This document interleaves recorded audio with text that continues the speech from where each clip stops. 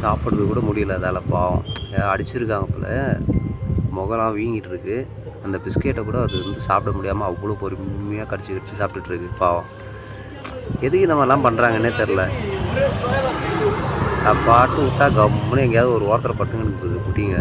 அதை போய் அடித்து வச்சுருக்காங்க. சனிக்கிழமை வரைக்கும் பார்க்குற வரைக்கும் நல்லா இருந்தது. அது நேற்று ஒரு நாள் லீவு வரலையா, இன்றைக்கி பார்க்குறேன் முகலாம் வீங்கி போயிட்டுருக்கு. அப்படியே பாவம் பூச்சி கடிச்சுதா அந்த கண்ணுக்கு கீழே யாரோ அடித்தா மாதிரி இருக்குது அது பார்க்கறதுக்கு.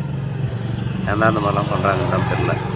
ஒரு 2-3 நாள் ஒரு வாரம் மட்டும் விட்டாங்கன்னா அழகாக டெய்லி பால் இந்த மாதிரி பிஸ்கெட் வச்சோம்னா கொஞ்சம் நல்லாயிடும் உடம்பு சூப்பராக. சாப்பிட்டு முடிச்சோடனே பார்த்திங்கன்னா வயிறுலாம் நல்லா ஜம்முன்னு வந்துடும்.